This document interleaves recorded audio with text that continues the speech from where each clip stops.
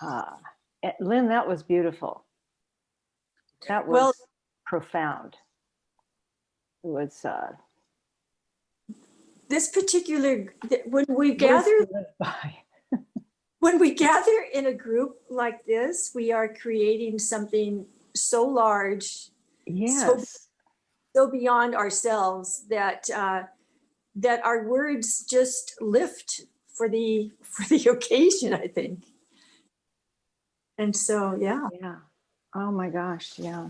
It needed to be read during the retreat that I went to, yes, that I was on Zoom with, to the Immaculate Heart community. They need to hear that. They're struggling with those very things. Well, I do believe this is a very universal poem, because who's not struggling with Well, yes. all of this? Yes, Who's that's true. not? So it I think our little micro group is can extend out to a very large uh, uh, connection with everybody right now. So, okay. Yes, good. And just one comment on Christina's reading, how it reminded me of the Irish blessings. Christ before me, Christ behind me, Christ above me, Christ below me, the same beauty concept, right? That's gorgeous. So the story, everything that you have said completely now causes my story for me to have deeper meaning. And you can apply it as you wish. Kathleen, you'll appreciate this because this is actually telling the story of a particular movie. I mean, the story that is a particular movie. And I have to ask Megan and Kathleen, have you ever seen the movie called Collateral Beauty? Yeah. You have? Okay. Yeah. Well, yeah. So I was going to tell that story. Is that all right then? Since you've already seen it. Fine. Oh my, So refresh my memory. Okay. But I have. So that's okay. Well, I've watched it several times, and I'll probably watch it several more. I get so much out of it each time, and it, as I say, it takes place during the Christmas season, so it makes it a good Christmas one to write. But at any rate, here we go. I remember now. Do you remember now? Okay. Yeah. So I want to. I'll tell this story, but I'm also going to say who the actors were so that you can really picture these people because they're so great. So the story takes place, it's an advertising group, and they're hugely successful in New York. And Will Smith plays the role of Howard, who is the creative that is the inspiration behind the entire firm, and who's the one that brings in all the big bucks because he's so good. All right. And so he opens up, the story opens up with him saying to everybody, what is your why? Why did you get up this morning? Why did you eat what you ate? Why did you come here? Except that I'd fire you if you didn't. And in other words, it opens up with the profound question that all of us live with. Why? Why am I here? Why am I doing what I'm doing? You know, why have I made the choices I made?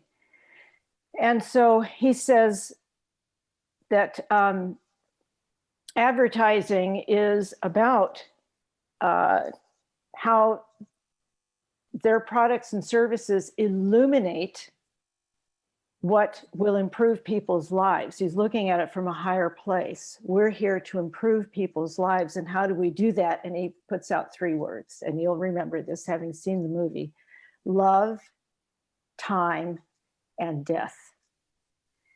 3 abstract words, but he says that they are what connect every single person in the world, because and it's why we do what we do. He answers the question. This is why we do what we do, because we're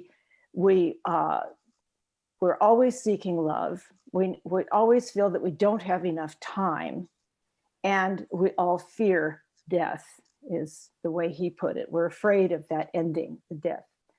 And so we long for love. We wish we had more time. We fear death. Now the story jumps to 3 years later. So this man who is just on fire and loving all of his colleagues who are part of his firm, this man is now in a deep what you would call a clinical depression, because 2 years prior, his 6-year-old daughter has died of glioblastoma multiforme, a form of brain cancer. And he, now all of the why has no meaning for him anymore. There is no love, there is no time, there is no death, there is just, in a way, in his own mind, just ashes and dust. Nothing. The way I'm reading it is, what was the meaning of being so successful and on fire if the thing that was the most important in his life is not there? So nothing now has any meaning. However, this presents a problem for the firm. The three main people that are very concerned about the future of the firm are his business partner, played by Edward Norton, whose name is Wit in this story, and Kate Winslet, who plays Claire, who is one who has been mentored by him. She's a friend. She's not a partner. She's not an owner, but she has great love for him as a friend. And the third one, played by Pena, is his name is Simon, and he's very, very concerned about the loss of the firm, because all of the huge clients are there because of Howard, not because of them. And the firm is now going down. They're losing their clients. All Howard does every day is he comes to work and he sets up these elaborate dominoes that take him days. Domino structures, just amazing. And then when it's all set up, he flicks one domino and then they all collapse little by little. The only other thing he ever does is after work, he goes to the dog park and just sits there, and then he goes home. So they don't know what to do. So the Edward Norton character, who is Wit, happens to have been visiting his mother who has dementia, and he's figured out that the way that you talk to someone with dementia is, instead of trying to tell them that they're wrong, their memory is incorrect, or, no, so-and-so is not trying to break in, there are not werewolves outside the window, is just to go along with it. Oh yeah, those werewolves, they've been talking with the raccoons over by the garbage cans. I think we can figure this out and work something out, and she goes, I don't know about the raccoons, I just know about the werewolves. But so he's figured this out, and he thought, well, maybe we can get to Howard by somehow playing along with him. Maybe we can take this concept. So there's a lineup for casting for their next one of their ads. And Keira Knightley, who plays Amy, is in the line. And there's one line that they all have to say. And the line is written by Wit, is, you found your life when you shed your skin. And she says, no, shed your skin, find your life. And he says, no, that's wrong. That's not how I wrote it. She says, no, no, no. The way you wrote it comes from up here. Now listen, shed your skin, find your life. It's here. Gets it. So he wants to hire her, but she leaves. And so he follows her. He has to chase after her. She goes across the street and disappears through a door. Turns out it's a theater.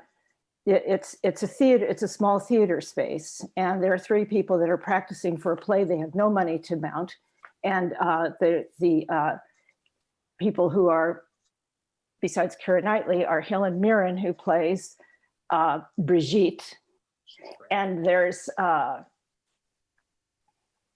what is the name? Jacob Lattimore, who plays Raffi, and they're saying their lines, and Edward Wit walks in. And so he thinks, I've got an idea. I'm going to talk this over with my colleagues. And so he talks it over with the colleagues, and you have Claire, who is feels the friendship, says, no, this doesn't seem right, what you want to do.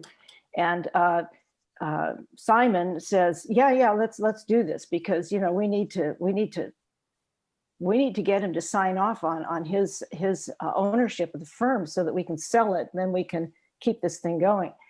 And they all feel morally compromised, because what they want to do is they want to hire the actors to play love, death, and time, and to approach him where at the dog park, at wherever he is, and to try and bring him out of his depression. But the trick is that in post, they're going to film all this, and in post-production, remove love, death, and time, the people, and make it look like he's talking to nobody, make it look like he's crazy, and then they can get him legally signed off to sell his part of the ownership.